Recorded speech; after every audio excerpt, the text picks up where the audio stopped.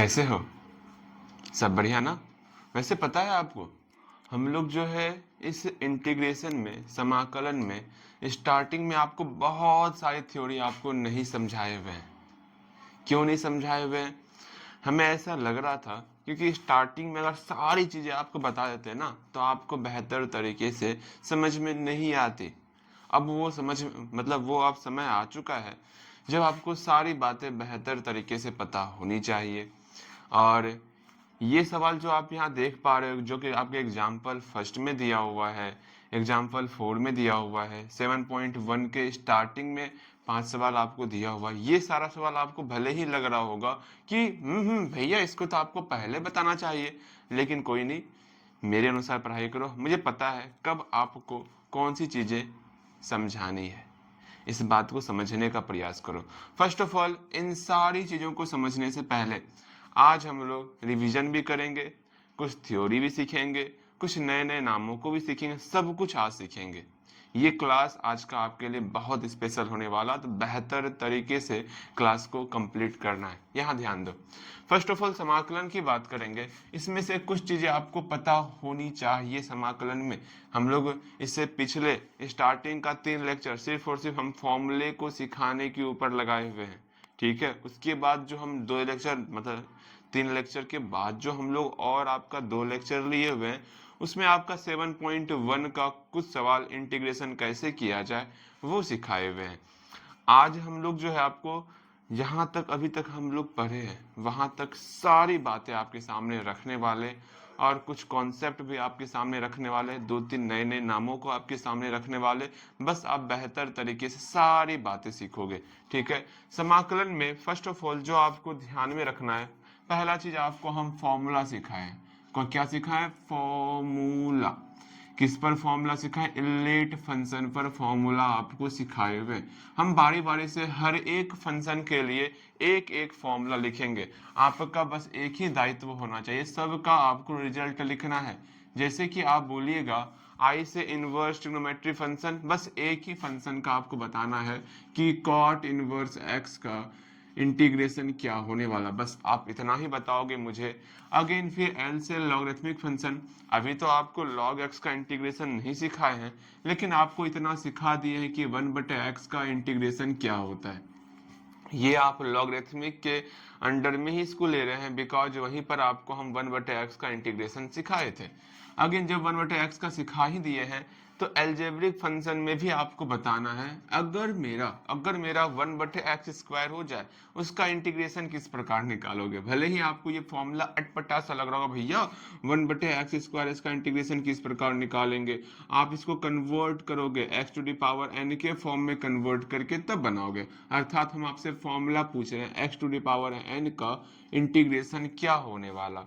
T से trigonometry function, अर्थात यहाँ पर ट्रिगोनोमेट्री फंक्शन में आपको बताना है tan x का इंटीग्रेशन क्या। tan x का तो सिखाया ही नहीं है आपको, क्या सिखाए हुए? साइन और कॉस का सिखाया है ना, तो बताओगे आप मुझे साइन x का क्या होगा इंटीग्रेशन। जो सिखा है अभी उस पर ही हम लोग चलने वाले, सिर्फ आपको साइन और कॉस का सिखाएं, टेन का, कॉट का, सेक का, कोसेक का अभी इसको नहीं सिखाए हुए, वो भी सिखाएंगे, परेशान मत होना, ठीक है। सारी बातें सिखाने वाले। फिर हम लोग ई से एक्सपोनेंशियल फंक्शन, ये इसमें जो है आपको बस एक फॉर्मूला बताना है a⁴x dx का इंटीग्रेशन क्या होगा। जल्दी से यहाँ पर हर एक फंक्शन के लिए हम एक एक फॉर्मूला आपके सामने लिखे हुए हैं। हर एक फॉर्मूला बताओगे क्या क्या रिजल्ट होने वाला, हल्दी हल्दी बताइएगा। उम्मीद करते हैं आप यहाँ पर रिजल्ट लिख लिए होगे। आपको हम थोड़ा समय और दिए, जल्दी से रिजल्ट आपको खुद लिखना है। अब यहाँ तक पढ़ चुके हो, लेक्चर मतलब 5 दिन आप क्लास कर लियो इंटीग्रेशन का, कम से कम थोड़ा बहुत फॉर्मूला तो याद हुआ ही होगा। अगर फॉर्मूले याद नहीं हो रहे तो बहुत समस्याएं हैं। जल्दी से यहाँ पर फॉर्मूला लिखिएगा। रिकॉर्डिंग ठीक ठाक हो रही है ना? ठीक। अगेन यहाँ ध्यान से समझोगे, कॉट इनवर्स एक्स की बात करेंगे तो इसका रिजल्ट क्या होता है भैया, सुनिए ना, इसका रिजल्ट हम जानते हैं क्या होता है। पहली बात, आपको हम यहाँ पर कॉट इनवर्स एक्स इसलिए लिखे थे कि आप यहाँ पर गलतियां करो। आपको हम कॉट इनवर्स एक्स का फॉर्मूला नहीं सिखाए हुए, इसका फॉर्मूला अभी आपको नहीं सिखाए हुए हैं। आपको कौन सा फॉर्मूला सिखाए हुए हैं? आपको हम सिखाए 1/1 + x² का हम आपको सिखाए हुए हैं formula tan inverse x plus C होता है, या फिर minus cot inverse X plus C होता है। ये होता है फॉर्मूला। आपको हम ये फॉर्मूला सिखाए हुए हैं। मतलब यहाँ पर tan इनवर्स एक्स का भी नहीं सिखाए हुए हैं। ये तब सिखाएंगे जब इसमें भी आपको u इंटू भी का कंडीशन सिखाएंगे। देख रहे हो आपके डाउट को किस प्रकार से दूर किया जा रहा है। भैया जी ये तो हमारे साथ बहुत गलत हो रहा है। ऐसा बिल्कुल नहीं होगा, ठीक है। आपको मतलब आपके अंदर जो भी डाउट होगा ना, हम उस डाउट को बाहर करने का पूर्णतः प्रयास करेंगे, ठीक है। इसका फॉर्मूला अभी नहीं सिखाएं, ये फॉर्मूला आपको सिखाए हुए। अगेन 1/x की बात करेंगे। 1/x का इंटीग्रेशन क्या होता है?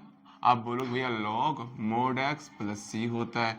अगेन x पर पावर n का इंटीग्रेशन क्या होता है? भैया सुनिए ना, हम लोग n में जो है एक जोड़ेंगे, अर्थात x पर पावर n प्लस 1 बटे जो यहाँ घातांक होगा उससे हम लोग डिवाइड कर देने वाले। ये ध्यान में रखना। साइन x dx, इसका इंटीग्रेशन क्या होता है? Sine x dx। देखो ये आगे पढ़ने वाले हैं, ये आगे पढ़ने वाले, इसलिए परेशान मत होना, ये आगे पढ़ेंगे। साइन x dx का इंटीग्रेशन क्या होता है? Minus cos x plus C होता है। ये ध्यान में रखोगे। और a पर पावर x का इंटीग्रेशन क्या होगा? सिंपल सा, a पर पावर अगर x है तो a पर पावर x का a पर पावर x, और इसमें फिर से हम लोग डिवाइड करने वाले हैं log a से। बस ये छोट मोट फॉर्मूला होता है जो कि आपको हमेशा ध्यान में रखना है, ठीक है।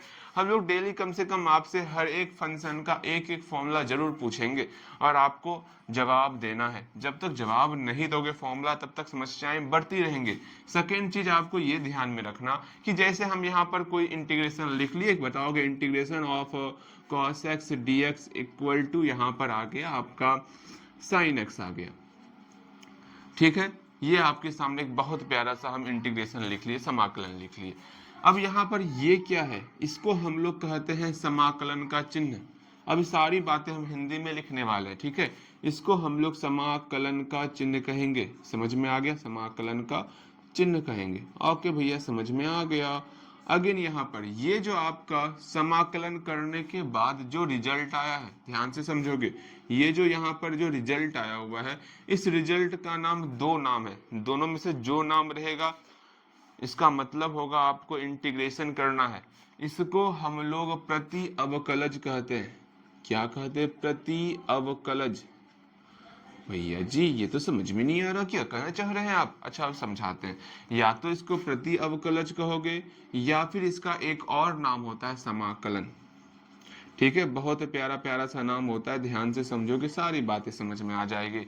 या तो इसको हम लोग प्रति अवकलज कहेंगे या तो हम लोग इसको समाकलन कहेंगे। अब यहाँ से समझो मेरी बातों को, ध्यान से समझना हम क्या कह रहे हैं। जैसे हम बोले साइन एक्स का आप डिफ्रेंसिएशन बताओगे क्या होगा? ये क्या हो गया? रुको तनिक, यहाँ ध्यान से समझो। ठीक, अब लाइट आ चुकी है। यहाँ देखो, अगर बोल दिए हम कि हाँ बताइएगा आपको डिफ्रेंसिएशन करना है, साइन एक्स का जो है आपको अवकलन याद करना है, तो क्या होता है? कॉस एक्स होता है। बिल्कुल आप बोलोगे हाँ भैया कॉस एक्स होता है। मतलब हम साइन एक्स का अगर हम लोग डिफ्रेंसिएशन याद किए, हम लोग का क्या प्राप्त हुआ? कॉस एक्स प्राप्त हुआ। इस कॉस एक्स को हम लोग अवकलज कहेंगे। क्या कहेंगे? अवकलज कहेंगे। अगर इस अवकलज का फिर से अगर हम लोग इंटीग्रेशन करेंगे तो हम लोग का साइन एक्स आएगा। इस साइन एक्स को हम लोग क्या कहते हैं? प्रति अवकलज कहते हैं। बस ये ध्यान में रखना, ये होता क्या है? प्रति अवकलज। यहाँ पर दो नाम आपके सामने आ रहा है, डिफरेंट। समझो, ध्यान से समझना हम क्या कर रहे हैं, ठीक है। आपको हम बोलते थे कि हाँ साइन एक्स का डेरिवेटिव क्या होगा? आपका जवाब आता था कॉस एक्स। देखो अभी आपके सामने हिंदी इंग्लिश दोनों बोल रहे हैं तो समस्या आ रही है। अभी हम सिर्फ हिंदी बोल रहे हैं, ध्यान से समझना। अगर हम बोलते थे साइन एक्स का अवकलज क्या होगा, तो आपका जवाब आता था भैया कॉस एक्स होगा। अब वही हम उल्टा पूछेंगे, बोलोगे कॉस एक्स का प्रति अवकलज क्या होगा, तो साइन एक्स। या फिर कॉस एक्स का समाकलन क्या होगा, तो साइन एक्स। बिकॉज अभी आपको हम सिखा दिए हैं प्रति अवकलज और समाकलन दोनों सेम होता है, दोनों एक ही नाम हुआ, ठीक है। अर्थात अवकलज का जस्ट रिवर्स को हम लोग प्रति अवकलज कहते हैं, उसी का नाम है समाकलन।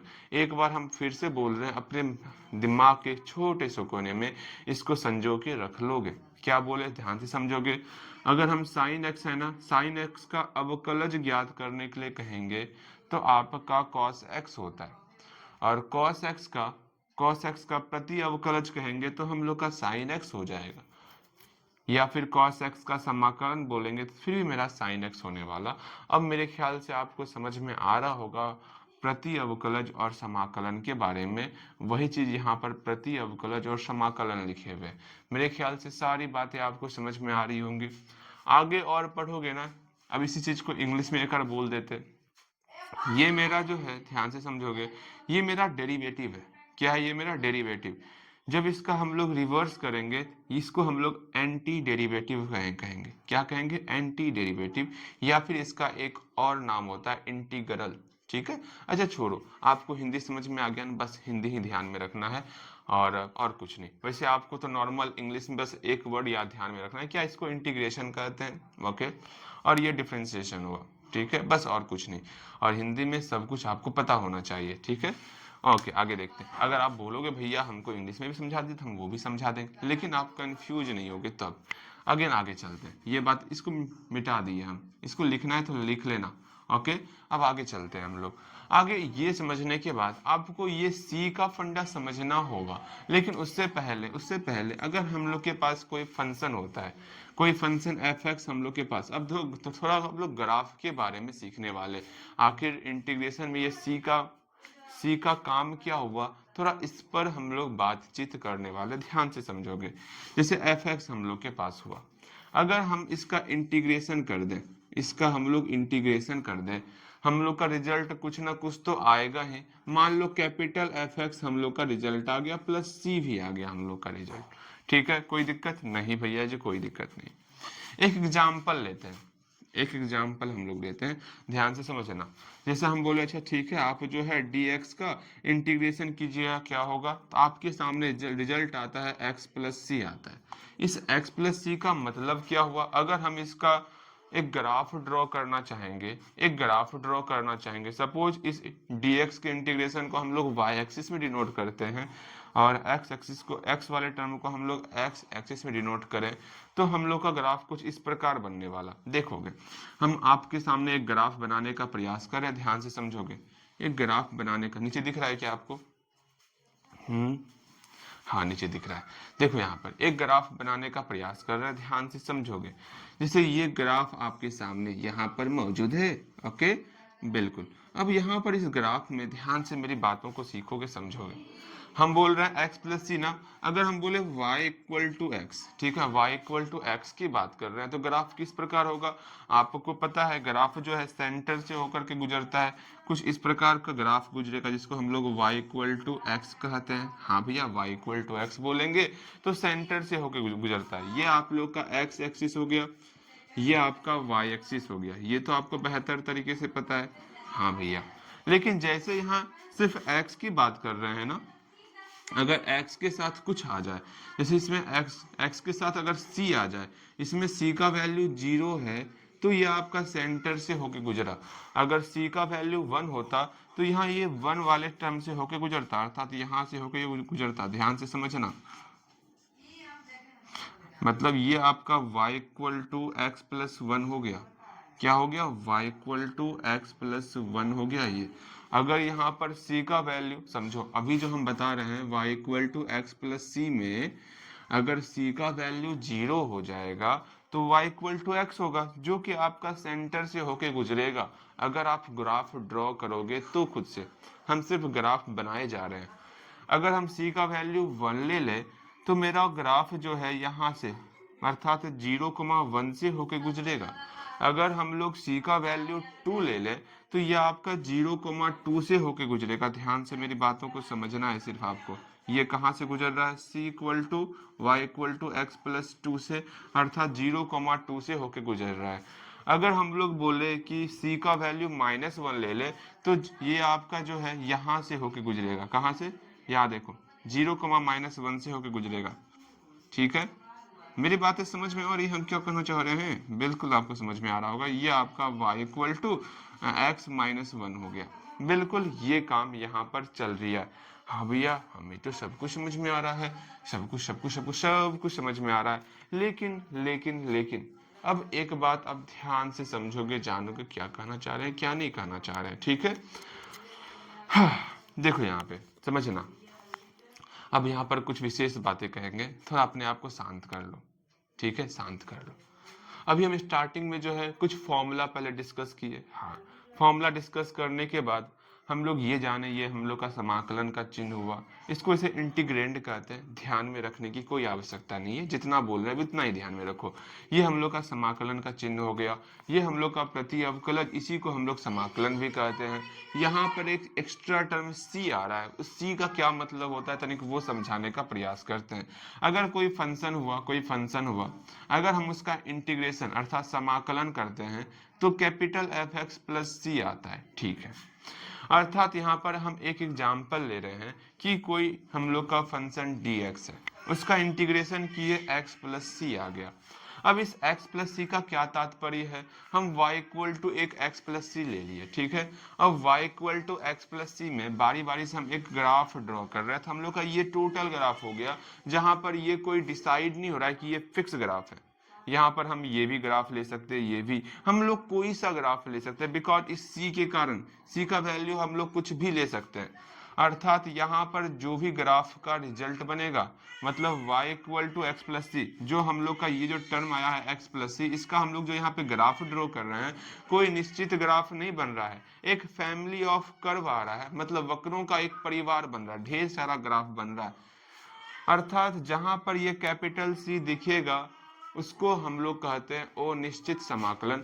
किसी भी प्रकार का यहाँ पर ग्राफ बन सकता है, ये ध्यान में रखना। अर्थात नेक्स्ट जो आपको ध्यान में रखना है, D नंबर, इसको लिख लेना है। ठीक है, नोटबुक में इसको ABC करके आपको लिख लेना है। अब D नंबर में जो आपको ध्यान में रखना है, यहाँ पर दो तरह के समाकलन की बात की जाएगी। जहां पर ये C रहेगा उसको हम लोग कहेंगे अनिश्चित समाकलन। कोई निश्चित नहीं है कौन सा ग्राफ होने वाला, बिकॉज ये C यहाँ पर आपको डिस्टर्ब कर रहा है। C के कारण जो है आप कोई सा यहाँ पर ग्राफ हो सकता है। अगर C का वैल्यू चेंज होते चलेगा, आपका ग्राफ भी चेंज होते चलेगा। ये समझ में आ रहा है? बिल्कुल। अर्थात ये C के कारण इसका नाम पड़ रहा है अनिश्चित समाकलन, जिसमें C का वैल्यू फिक्स कर देंगे। हाँ, C का वैल्यू आपको 1 लेना है तो आपका एक निश्चित समाकलन आ जाएगा। यहाँ से हम लोग ये जाने, समाकलन में हम लोग दो तरह के समाकलन को देखने वाले। कौन कौन सा समाकलन? ध्यान से समझोगे, इसको नोटबुक में हाँ आपको लिख लेना अच्छे तरीके से, आप कभी भूलो ना। अब यहाँ D नंबर में आपको ध्यान में रखना, आपको दो तरह के समाकलन को ध्यान में रखना। एक आपका हो गया निश्चित समाकलन। ठीक है, निश्चित समाकलन मेरे ख्याल से समझ में आ रहा होगा, बिकॉज हम लोग इतना इतना इतना कुछ पढ़े हुए हैं। अगर यही चीज हम लोग आपको पहले क्लास में समझाते हैं, तब हम लोग भले आपसे ये उम्मीद करते कि हाँ आपको समझ में नहीं आ रहा है, लेकिन हम आपको इतनी देर के बाद इसलिए बता रहे हैं कि सारी बातें आपको बेहतर तरीके से समझ में आए। निश्चित समाकलन और एक आपका हो गया अनिश्चित समाकलन। ठीक है, और निश्चित, क्योंकि आपके स्टार्टिंग क्लास में आपको ये पता ही नहीं होता कि ये सी क्या है, कहाँ कहाँ से भैया क्या क्या लेते आ रहे हैं, इसलिए हम थोड़ा रुके आपके लिए। हाँ, पहले आप हल्का हल्का बनाओ, पहले आप इंटीग्रेशन के अंदर एंटर तो करो, उसके बाद बताएंगे इंटीग्रेशन क्या होता है। एकदम पहले एकदम जो नूनू बाबू का सवाल होता है ना, ले देखो पहले ये बनाते हैं ना, सुनो पहले साइन एक्स का इंटीग्रेशन कर लो। हाँ, sine x plus cos x का इंटीग्रेशन करो। अरे ये क्या कर रहे हो, इसे भारी करो ना, x² + x³ का इंटीग्रेशन करो। मतलब जो आसान आसान प्रश्न था, हम लोग वही 4-5 लेक्चर से कर रहे हुए। ठीक है, अब जो है आप थोड़ा सा और बेहतर आप लेवल अप कर रहे हैं। ठीक, आज का क्लास हम पहले ही बताए थे, थोड़ा बेहतर होने वाला, थोड़ा बहुत बेहतर होने वाला। ठीक है, आपको देख के लग भी रहा होगा हाँ भैया कुछ बेहतर ही सीखेंगे आज। और जितना कुछ सिखा रहे हैं, कम से कम जितना बातें हम लिख रहे हैं, उतना बात आपको जरूर ध्यान में रखना है, तब आगे बेहतर तरीके से इंटीग्रेशन में समझ में आएगा, वरना समस्याएं आएंगी। ध्यान में रखियो, निश्चित समाकलन की बात करेंगे। निश्चित समाकलन जब भी बोलेंगे तो आपको ये ध्यान में रखना है, सी का कोई ना कोई फिक्स वैल्यू होना चाहिए, सी का कोई ना कोई फिक्स वैल्यू होना चाहिए। अर्थात हम एक एग्जाम्पल लिखेंगे निश्चित समाकलन में। कैसा एग्जाम्पल? जैसे हम इसी का ले रहे हैं, integration of D x. Integration of D x हम बोले एक्स प्लस यहाँ पर 3 आ गया, यहाँ पर एक निश्चित समाकलन, यहाँ निश्चित सी का वैल्यू फिक्स आ गया ना 3। अर्थात आपको यहाँ पर ये वाला ही ग्राफ लेना है जहां पर y का वैल्यू जो है, y निर्देशांक आपका 0,3 हो, आपको वो वाला ही कर्व आपको लेना होगा। अर्थात यहाँ पर c का वैल्यू हम लोग फिक्स कर दिए हैं। ये हम लोग का निश्चित समाकलन हुआ। और अनिश्चित समाकलन क्या होगा, उसमें भी हम लोग एक एग्जाम्पल लिख लेते हैं, integration of dx equal to x plus C, जहां पर c का टर्म रहेगा। c का वैल्यू अब कुछ भी हो सकता है, हाँ भैया c का वैल्यू कुछ भी हो सकता है, कुछ भी हो सकता है।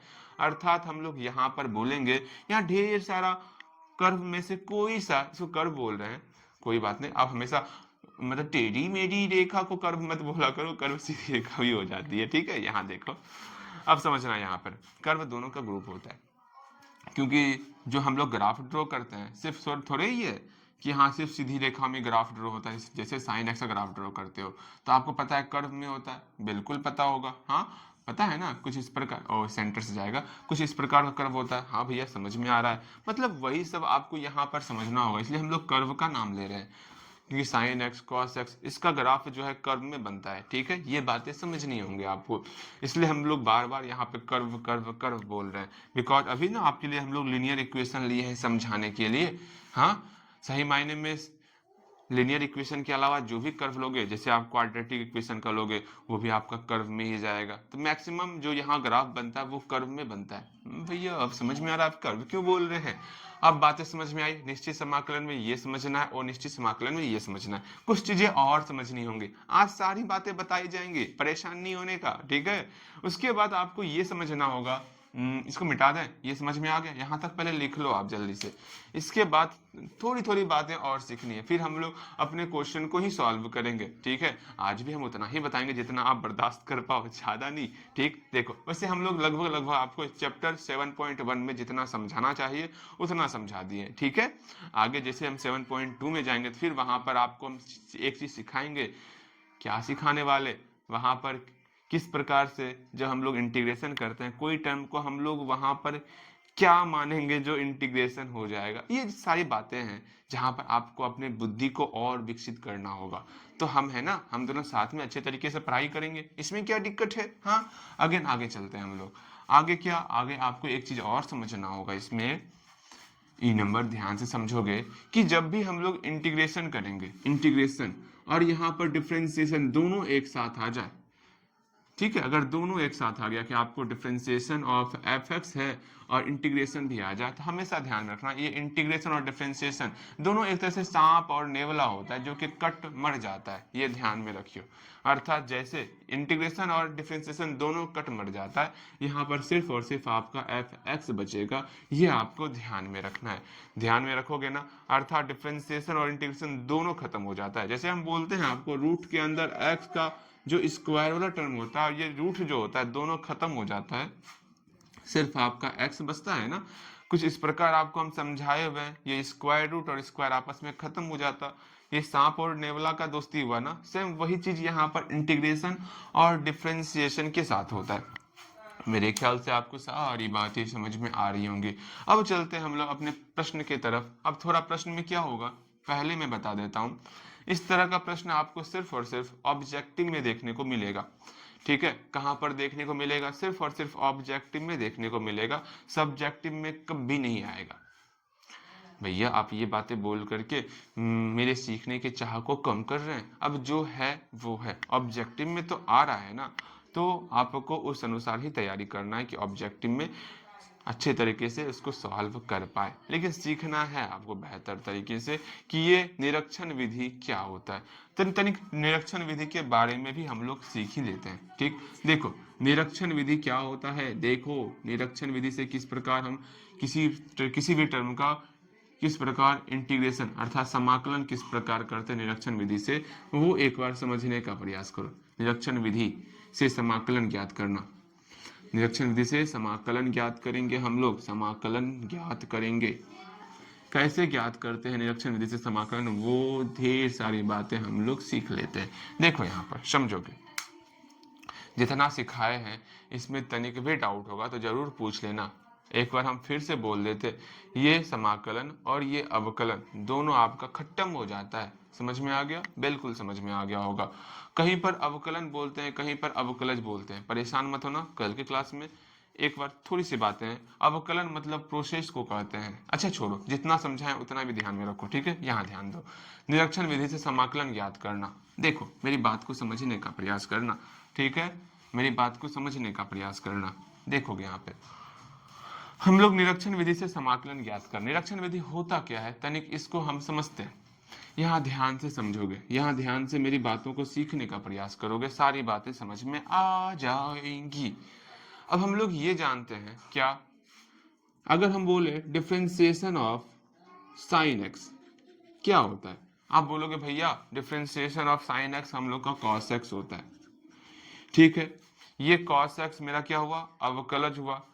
जब इसका हम लोग जस्ट रिवर्स करेंगे, जस्ट रिवर्स करेंगे तो ये टर्म हम लोग का प्रति अवकलज कहलाएगा। क्या कहलाएगा? प्रति अवकलज कहलाएगा। हमको यही प्रति अवकलज ज्ञात करना है। निरीक्षण विधि से समाकलन ज्ञात कर या फिर समाकलन की जगह पर आपका प्रति अवकलज रहेगा, दोनों में से कोई एक वर्ड रहेगा, वो ध्यान में रखना, ठीक है? अब देखो ध्यान से समझना। अब निरीक्षण विधि से क्या करना, निरीक्षण मतलब क्या हुआ, हम जानते हैं इसका अगर हम लोग डिफरेंशिएशन करें, इसका अवकलन करें तो हम लोग का cos x आता है, ठीक है?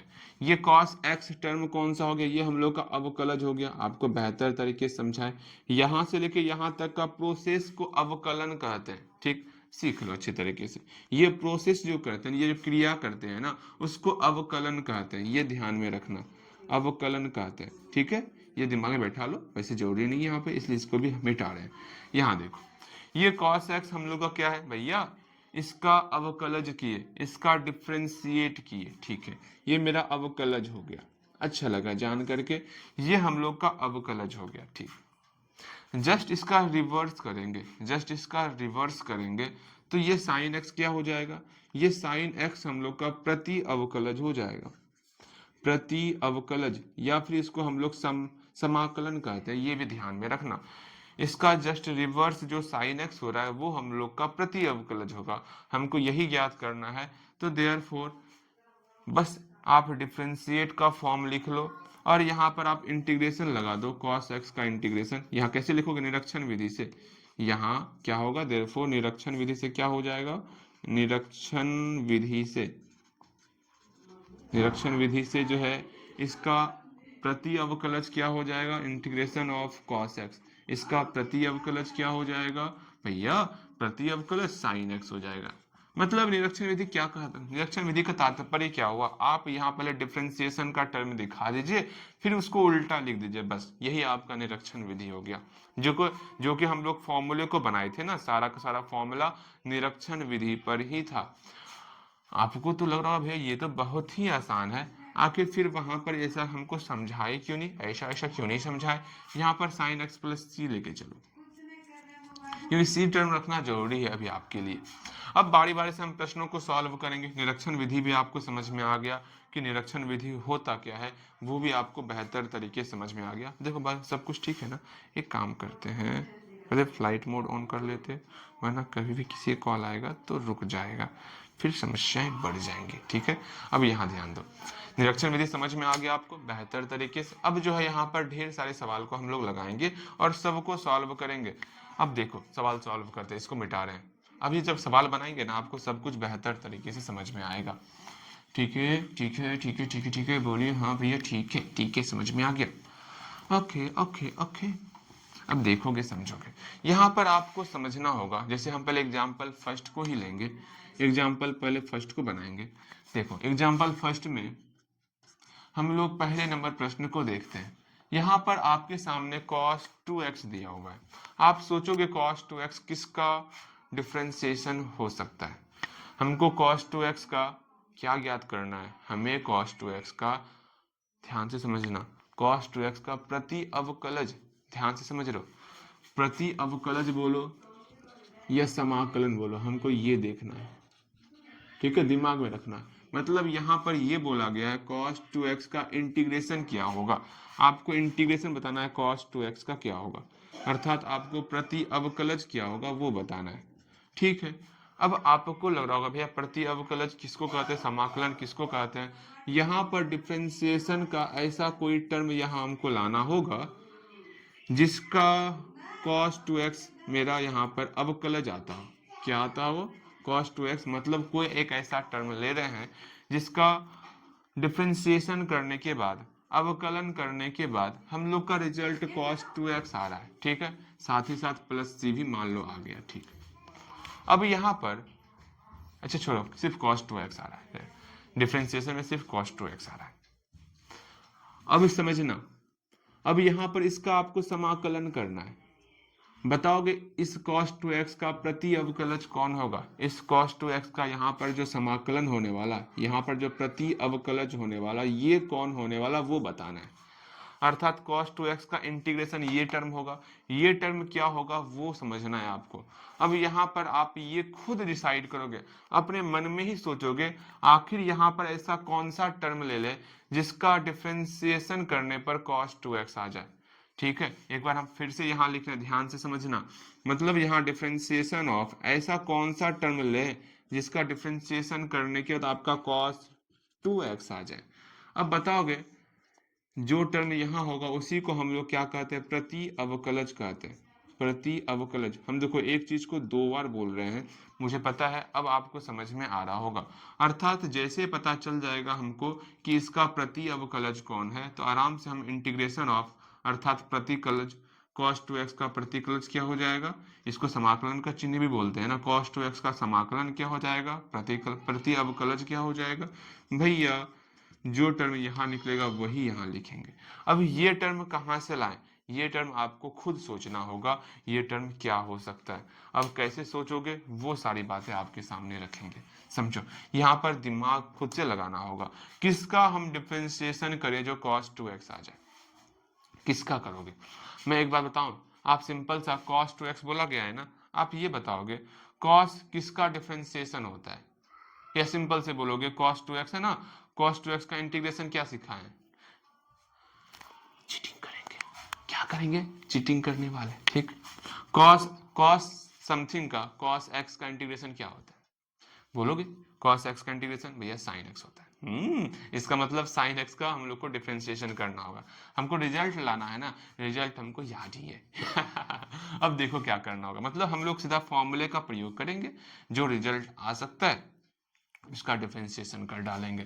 यहाँ डिफरेंशिएशन करते हैं, पहले मन में कर लेंगे, मन में कहीं पर, हाँ cos 2x का इंटीग्रेशन क्या होता है करते हैं, cos समथिंग का हम लोग का होता है sin समथिंग होता है, अब बटे समथिंग का फिर से डिफरेंशिएट करना होगा, हाँ समथिंग का फिर से हम लोग डिफरेंशिएट कर लेंगे, कितना हो गया sin 2x, और 2x का डिफरेंशिएशन 2 होता है, अर्थात sin 2x/2 निकलने वाला है इसका रिजल्ट। हम लोग इंटीग्रेशन निकालना सीख चुके हैं, रफ में ये कर लिए, अर्थात ये रिजल्ट आ गया। हाँ हम लोग पहले जान चुके हैं रिजल्ट क्या आएगा। अब सिंपल से यहाँ बनाएंगे, ठीक है, सॉल्यूशन, पहला नंबर का सॉल्यूशन हम लोग यहाँ लिखेंगे डिफरेंशिएशन ऑफ, थोड़ा पन्ना पलटा लेना, क्या था आंसर, अरे sin 2x/2 था, यहाँ लिख लेंगे sin 2x/2, इसका डिफरेंशिएशन करने के बाद रिजल्ट क्या आ रहा है वो लिख लेते हैं, sin 2x/2 इसका डिफरेंशिएशन करने के बाद रिजल्ट क्या आ रहा है तनिक उसको लिखेंगे।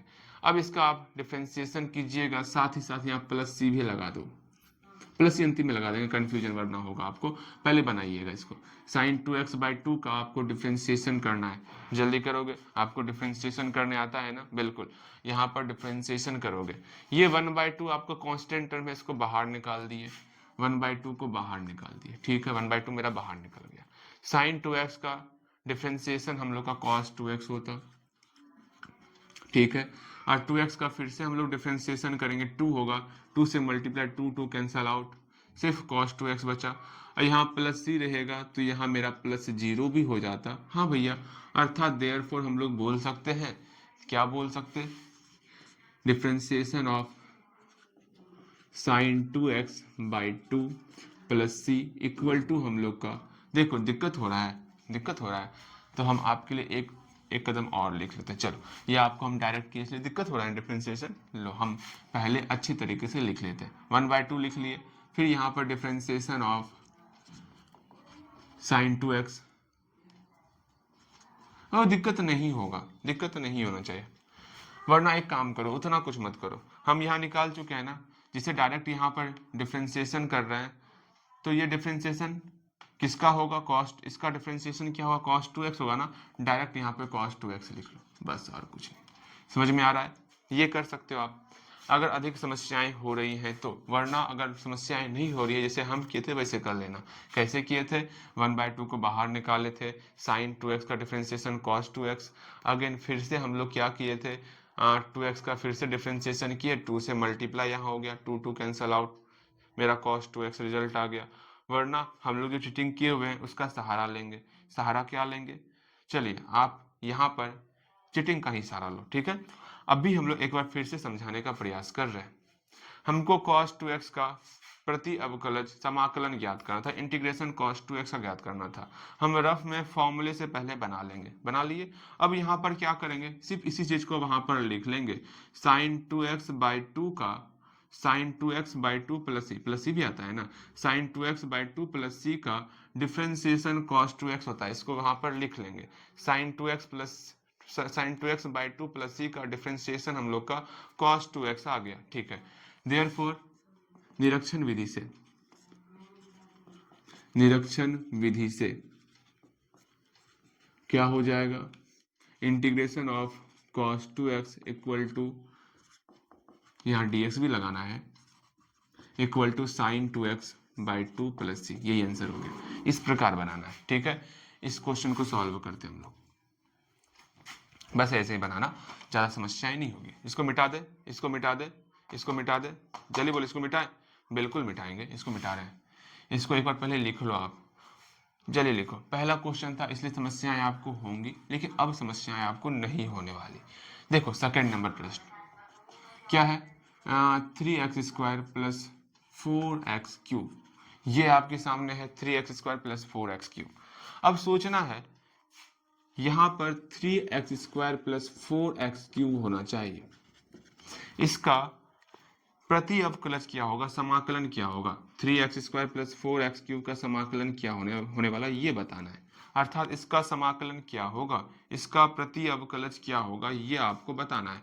तो सिंपल सा आप सोचोगे, मतलब ये टर्म जो है, ये टर्म किसका डिफरेंशिएशन हो सकता है, आपको समझ में नहीं आएगा तो आप चीटिंग कर लेना, आप जो नकल कर लेना। नकल कहाँ से करोगे, आपको जो हम फॉर्मूला बताए हैं, आप सिंपल सा रफ में ही 3x² प्लस 4x³ इसका पहले आप इंटीग्रेशन कर लोगे खुद से, इंटीग्रेशन खुद से करोगे, रफ में इंटीग्रेशन कर लो, इंटीग्रेशन आपको सिखाए हैं, इसका समाकलन क्या होता है वो आपको हम सिखाए हैं, जल्दी करोगे।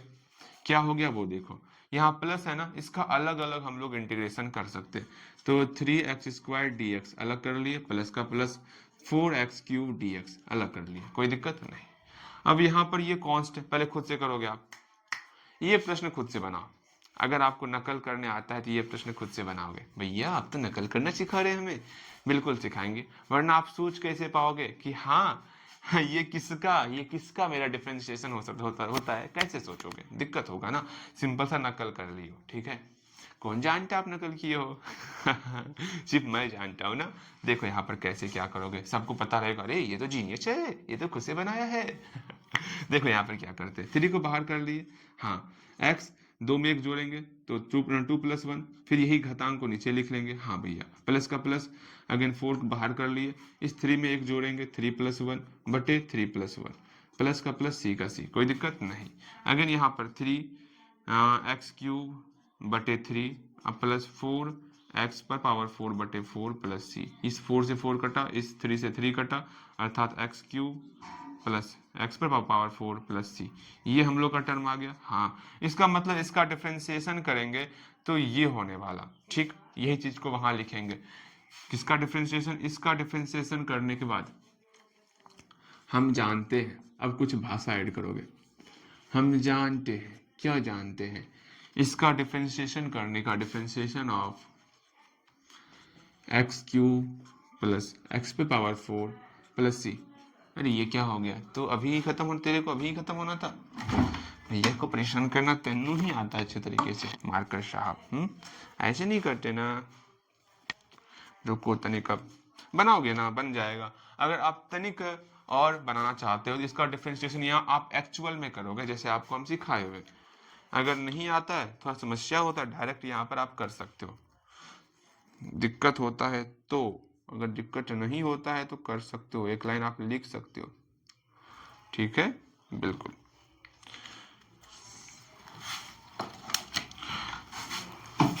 आज 7.1 कंप्लीट होना चाहिए, कल से हम लोग 7.2 स्टार्ट करेंगे। ठीक है, और वैसे ये सारा सवाल खुद से बनाओगे।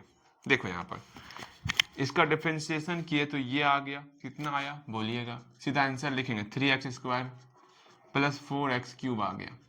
अब प्लस सी का वहां 0 हो गया। ठीक है, अर्थात इसका डिफरेंशिएशन करने के बाद ये हो चुका है। ठीक है, अब यहाँ पर हम लोग लिखेंगे निरीक्षण विधि से, देयरफॉर निरीक्षण विधि से, निरीक्षण विधि से क्या हो जाएगा, इंटीग्रेशन ऑफ, इसका ये प्रति अवकलज हुआ, इसका ये समाकलन हुआ, तो लिखेंगे 3x² प्लस, हमको प्रति अवकलज समाकलन ज्ञात करना है ना, 3x² 4x³, इसका विथ रिस्पेक्ट टू dx हम लोग समाकलन ज्ञात करेंगे, प्रति अवकलज ज्ञात करेंगे, तो हम लोग का x³ प्लस x पे पावर 4 प्लस c आ जाएगा। ये रिजल्ट आ गया। ये कहाँ से लाए हम लोग, नकल करके। ओके, ये हम लोग नकल करके लाए हुए हैं। भैया जी बस हो गया, अधिक ना बोले नकल करके, वरना सब लोग जान जाएगा। ये शोरगुल हो जाएगा, सबको पता चल जाएगा। अच्छा नहीं बोलेंगे। देखो यहाँ ध्यान से समझोगे, ये भी बन गया। अब ये बनाओगे 1/x, 1/x बनाइएगा, हल्दी हल्दी बनाइएगा ना। 1/x बनाना है, इसको मिटाते हैं, मिटाते हैं, यहाँ लिखना है, यहाँ लिखना है जल्दी से। थर्ड नंबर बनाना है आपको। अरे आसान है, आसान है, आसान है, आसान है, बहुत आसान है, जल्दी से। यहाँ पर 1/x होना चाहिए भैया, 1/x होना चाहिए यहाँ पे भी 1/x आपका होना चाहिए, 1/x होना चाहिए। बनाना है आपको 1/x, यहाँ पर dx। ठीक है, इसको बनाओगे जल्दी से। सोचो ना, ऐसा कौन सा टर्म है जिसका डिफरेंशिएशन करने के बाद 1/x हो जाए। सिंपल सा, आपको 1/x का इंटीग्रेशन निकाल लो रफ में। क्या होता है इंटीग्रेशन 1/x का, जल्दी बोलोगे भैया भैया भैया, जानते हैं log mod x होता है।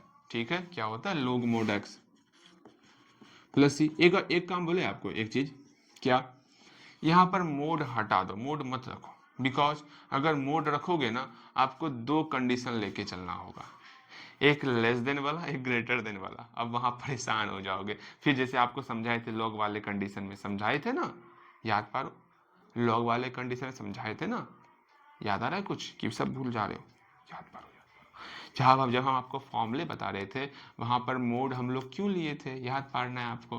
वहां पर मोड लिए थे ना हम लोग, वहां मोड लेने का क्या तात्पर्य था हम लोग का, वहां पर दो कंडीशन आ रहा था, एक नेगेटिव का, एक पॉजिटिव का, आप देख सकते हो। ठीक है, तो यहाँ पर नेगेटिव पॉजिटिव के आपको जंजाल में नहीं पड़ना है।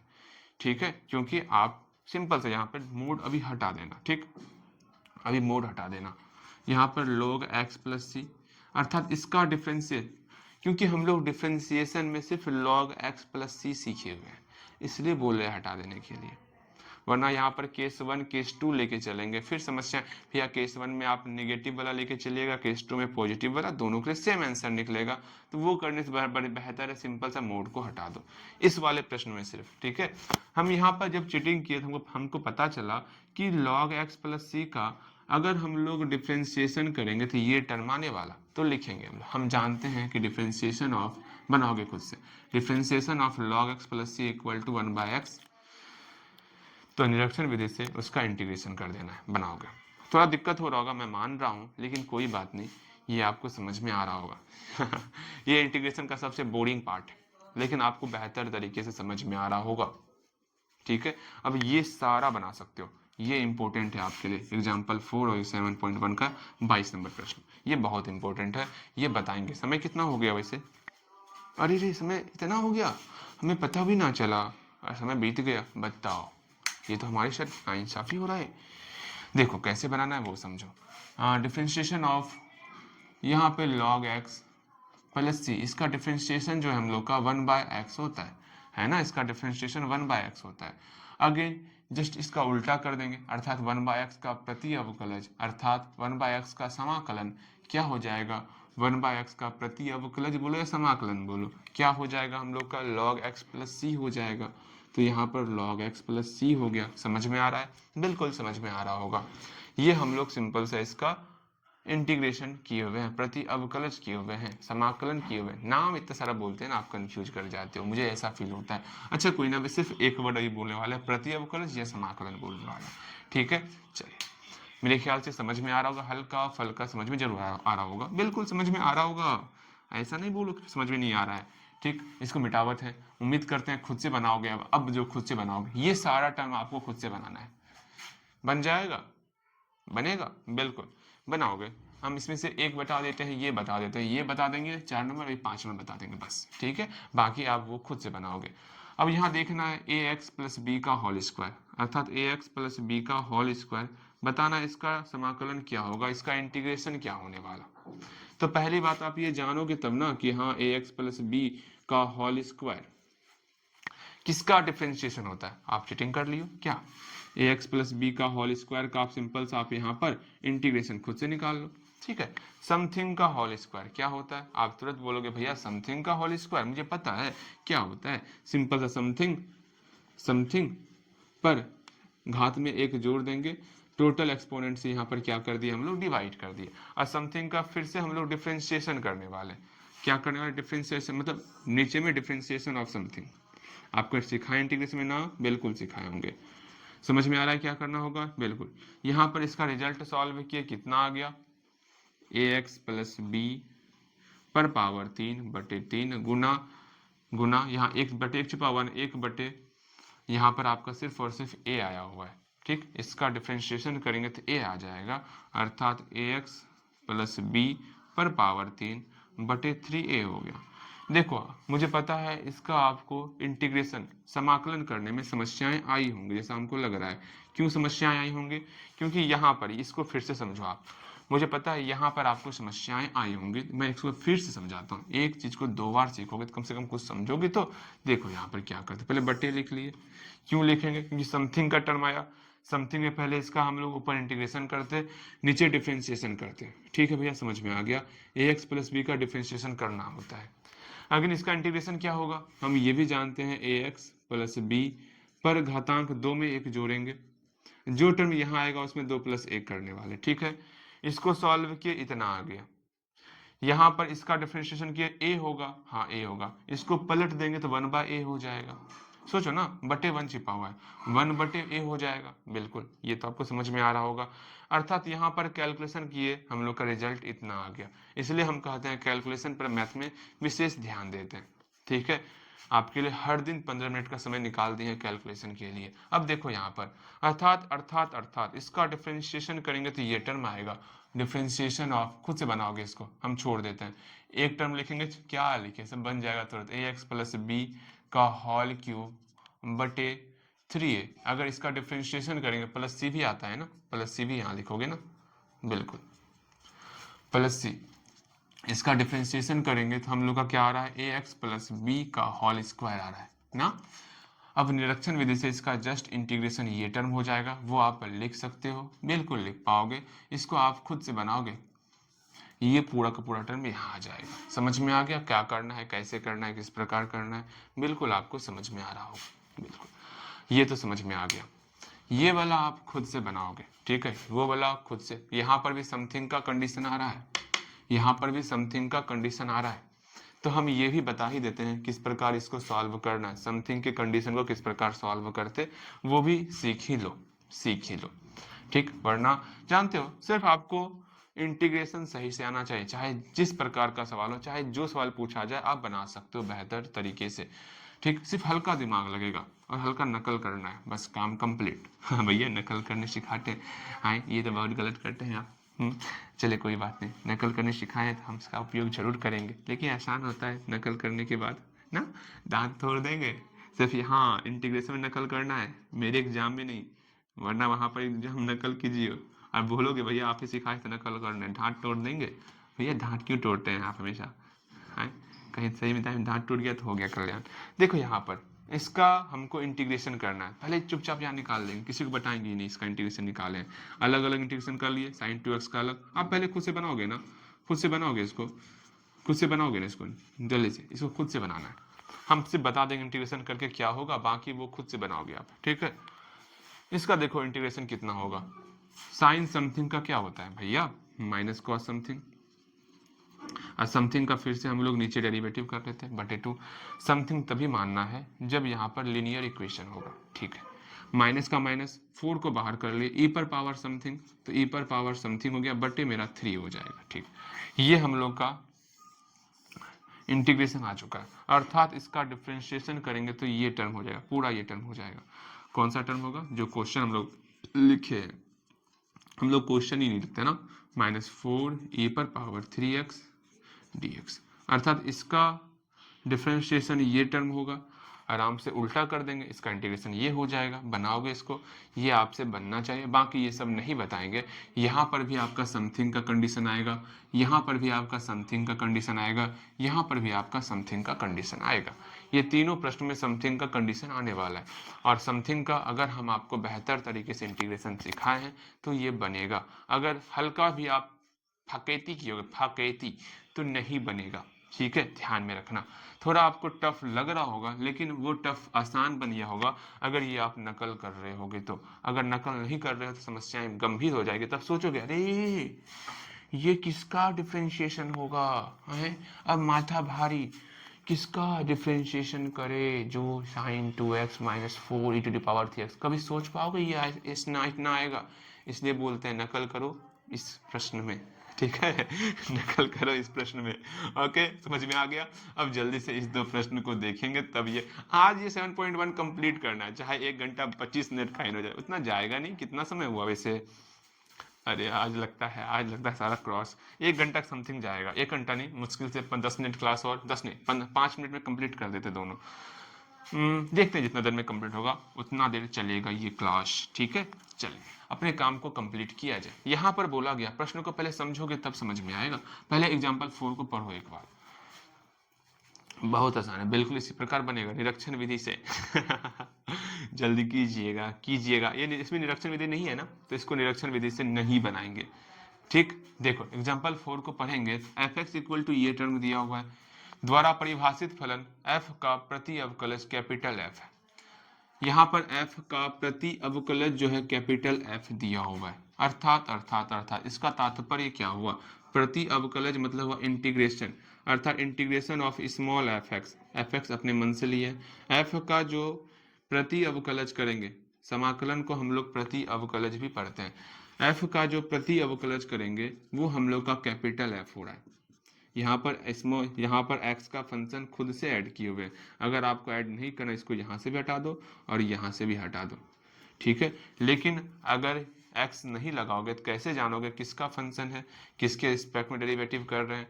अगर यहाँ x का फंक्शन होगा तो यहाँ x के रिस्पेक्ट में डेरिवेटिव हो रहा है ना, बिल्कुल यहाँ x लगा दो, आपको बेहतर तरीके से समझ में आएगा, किताब में भी दिया हुआ है, ठीक। अब समझोगे, यहाँ से लेके यहाँ तक जो लाइन हम लोग पढ़े उसको यहाँ पर लिखे, एक बार इसको पढ़ो और एक बार इसको देखो जल्दी से। जब बोले पढ़ने के लिए पढ़ने का प्रयास करो, जब तक आप प्रश्न को नहीं समझोगे तो सॉल्यूशन कहाँ से करोगे। इस प्रश्न में यहाँ लिखा हुआ है f का प्रति अवकलज, f का ये मेरा प्रति अवकलज है, प्रति अवकलज या फिर समाकलन, f का प्रति अवकलज कैपिटल F, ठीक। ओके, जहां पर कैपिटल F 0, अगर मतलब यहाँ पर कैपिटल F निकाल लिए ना, कैपिटल F में अगर x का वैल्यू 0 पुट कर लेंगे तो रिजल्ट हम लोग का 3 आता है, मतलब हमको कैपिटल F ज्ञात करना है, ठीक, ये ज्ञात करना है। जहां पर आपको स्मॉल fx दिया हुआ है, ये टर्म आपको स्मॉल fx दिया हुआ है, स्मॉल fx के जगह पर आप ये टर्म लिख सकते हो, क्या लिख सकते हो, देयरफॉर इंटीग्रेशन ऑफ 4x³ - 6, ये हम लोग स्मॉल fx के जगह पर लिखे, स्मॉल fx के जगह पर ये टर्म हम लोग यहाँ लिख चुके हैं। अब सोचो इसका आपको समाकलन ज्ञात करना है, प्रति अवकलज ज्ञात करना है। आप सिंपल सा इसका इंटीग्रेशन करोगे, जैसे इसका इंटीग्रेशन करेंगे तो हम लोग कैपिटल F का वैल्यू आ जाएगा, बाद में पहले यहाँ तक बनाओगे आप, जल्दी से इसका इंटीग्रेशन कीजिएगा। ठीक, एग्जाम्पल 4, इसका इंटीग्रेशन करना है। एग्जाम्पल 4, इसका इंटीग्रेशन करना है। क्या है integration of F x Q minus 6x। पहले यहाँ लिख लेते हैं, इसमें ये जो हम लोग यहाँ लिखे ना, इसको पढ़े हैं ना, एफ का प्रति अवकलज कैपिटल एफ है, इसको लिखेंगे F X D X equal to capital F X, यहाँ दिया है। ठीक है, capital F X okay plus C भी होता है ना, हाँ भैया ठीक है, समझ में आ रहा है, समझ में आ रहा है। या फिर सिर्फ कैपिटल एफ एक्स लिखो प्लस सी आ जाएगा। ठीक भैया, समझ में आ गया, समझ में आ गया, समझ में आ गया। इस पूरा फंक्शन कैपिटल एफ एक्स का मतलब ही हो गया इसके अंदर ही कैपिटल सी है, ये समझना होगा। इस फंक्शन का मतलब ही हो गया, शांति, इस फंक्शन का मतलब ही हो गया ये पूरा का पूरा टर्म हो गया, इसको समझना होगा। कैपिटल एफ एक्स का मतलब ही हो गया इसके अंदर कैपिटल सी है। ओके भैया, समझ में आ गया। अब यहाँ पर स्मॉल एफ एक्स का हम लोग इंटीग्रेशन करने वाले। नाउ अब हम लोग क्या करेंगे, integration of small F x दिया हुआ है ना, 4x cube minus 6 whole dx, इसका आप इंटीग्रेशन करोगे जल्दी से। इसका इंटीग्रेशन कीजिए, देखिए क्या रिजल्ट आता है। जो रिजल्ट आएगा वो कैपिटल एफ एक्स का वैल्यू होगा, बनाओगे। इसका इंटीग्रेशन कीजिएगा, इसका इंटीग्रेशन करना है। हो गया इंटीग्रेशन, हो गया होगा इंटीग्रेशन। देखते हैं क्या रिजल्ट निकला आपका। यहाँ पर इसका इंटीग्रेशन करेंगे, पहले अलग अलग कर लेते हैं। अलग अलग की और क्या है, कांस्टेंट को बाहर निकाल लिए। ठीक है, अलग अलग करके कांस्टेंट को बाहर निकाल लिए। अगर दिक्कत हो रहा है तो कांस्टेंट को अंदर रखो, अगले स्टेप में कांस्टेंट को बाहर निकालना। उम्मीद करते हैं इसका इंटीग्रेशन आप खुद से कियोगे। अगर इंटीग्रेशन देख के कर रहे हो समस्याएं गंभीर हो जाएंगी फिर आगे, क्योंकि आगे ऐसा ऐसा इंटीग्रेशन आने वाला, अगर ये सब आप चीटिंग करके बनाओगे तो आगे कुछ समझ में नहीं आएगा। इसलिए जब भी बोले खुद से बनाने के लिए जरूर खुद से बनाया करो, ये ध्यान में रखना। और जितना प्रश्न छोड़ते हैं उसको जरूर बनाओ। मैथ का मतलब हो गया जितना आप प्रयास करोगे उतना आप बेहतर समझोगे, प्रयास नहीं करोगे नहीं समझ में आएगा, ये समझ के चलियो। अब यहाँ पर क्या करेंगे, 4x क्यूब का x पे पावर 4 बटे 4 हो गया, प्लस का प्लस, यहाँ पर सॉरी माइनस का माइनस, 6 का 6, dx का इंटीग्रेशन आते हैं, x प्लस सी हो जाएगा। आते हैं यहाँ ध्यान दोगे, हम लोग यहाँ तक पहुँच चुके हैं ना। क्या क्या किए एग्जाम्पल 4 में फर्स्ट ऑफ ऑल हम लोग जो है क्या क्या किए, हमको दिया हुआ था एफ एक्स का इंटीग्रेशन प्रति अवकलज कैपिटल एफ एक्स है, और हम स्मॉल एफ एक्स का इंटीग्रेशन निकाल लिए। ये हम लोग का इंटीग्रेशन निकला जहाँ पे 4 कैंसिल हो गया और x पे पावर 4 माइनस 6x प्लस सी आ गया। ठीक, यहाँ तक तो आ गया बेहतर तरीके से। अब उसके बाद ये जो रिजल्ट निकला हम लोग का, इसका इंटीग्रेशन जो निकाले ये हम लोग का कैपिटल एफ एक्स। ठीक है, यहाँ पर ध्यान से समझना हम क्या कहना चाह रहे हैं। अब में जो है पहले हम लोग यहाँ पर इंटीग्रेशन निकाले थे, किसका इंटीग्रेशन निकाले थे, स्मॉल एफ एक्स का इंटीग्रेशन निकाले थे। ठीक है, ये हम स्मॉल एफ एक्स के बदले में यहाँ पर ये टर्म लिखे और इसका इंटीग्रेशन निकाले, ये टर्म आ गया। जो स्मॉल एफ एक्स का हम लोग इंटीग्रेशन किए वो हम लोग का कैपिटल एफ एक्स का वैल्यू होता, ये हम लोग का कैपिटल एफ एक्स निकल गया ना, बिल्कुल। अब हम लोग को ध्यान से समझना है, यहाँ पर बोला गया f0 इक्वल टू 3, यहाँ पर क्या बोला गया है, f0 इक्वल टू 3 बोला गया है। अर्थात ये जो रिजल्ट निकला ये हम लोग का कैपिटल एफ एक्स है, इसमें x का वैल्यू जैसे 0 पुट करेंगे तो वो हमारा 3 के बराबर हो जाएगा। आप एक काम करोगे, इसमें ध्यान से समझना हम क्या बोलना चाह रहे हैं। ये हम लोग का कैपिटल एफ है, फिर से समझो, कैपिटल एफ एक्स क्या निकला है भैया, कैपिटल एफ एक्स हम लोग का निकल चुका है कितना, x पे पावर 4 माइनस 6x प्लस सी, ये हम लोग का निकला है। हाँ भैया ठीक है, देयरफॉर यहाँ पर जो है f0 इक्वल टू कितना दिया हुआ है, f0 इक्वल टू 3 दिया हुआ है। आराम से जहाँ जहाँ x है वहाँ पर 0 पुट करेंगे तो वो हमारा 3 के बराबर हो जाएगा। तो यहाँ पर x का वैल्यू 0 पुट करते हैं, खुद से बनाओ अगर बनेगा खुद से तो यहाँ पर भी 0 प्लस सी का c इक्वल टू 3, अर्थात c का वैल्यू हम लोग का 3 निकल गया। इसको सॉल्व करोगे c का वैल्यू 3, पहले यहाँ तक पहुँच जाओ आप लोग। यहाँ तक पहुँच जाओ आप लोग। ठीक है, कैसे कैसे किया समझ में आ गया। ये हमको दिया हुआ था, एफ एक्स का वैल्यू पुट किया, इंटीग्रेशन निकाल लिए, जो निकला वो हम लोग का कैपिटल एफ एक्स निकल गया। कैपिटल एफ एक्स में एक्स का वैल्यू 0 पुट किए तो वो हमारा 3 के बराबर हो गया, अर्थात सी का वैल्यू 3 निकल गया। यहाँ से हम लोग का रिजल्ट क्या ज्ञात हुआ, हम लोग का रिजल्ट ज्ञात हो गया। कैपिटल एफ ज्ञात करना है हम लोग को ना, तो यहाँ से कैपिटल एफ हम लोग को ज्ञात हो चुका है। कैपिटल एफ एक्स क्या ज्ञात हो चुका है, यहाँ अतः लिख देना, अतः कैपिटल एफ एक्स बराबर एक्स पर पावर 4 माइनस 6x प्लस सी, और सी का वैल्यू हम लोग निकाल चुके 3, यहाँ पर सी का वैल्यू 3 पुट कर देंगे, अर्थात ये हम लोग का कैसा इंटीग्रल हो गया, डेफिनिट इंटीग्रल हो गया, निश्चित समाकलन हो गया। समझ में आ गया, बिल्कुल समझ में आ गया होगा। आज इसको भी कर देते हैं, इसको हल्का हिंट्स देंगे, आप छोड़ दो इसको, कल हम समझाएंगे, क्योंकि हल्का फुल्का हमको लगता है कि ये समझ में आपको नहीं आया है। कल ये समझाएंगे तो बेहतर तरीके से आपको समझ में आ जाएगा। आज इतना ही रखते, मिलते हैं अगले क्लास में, ठीक है, चलो।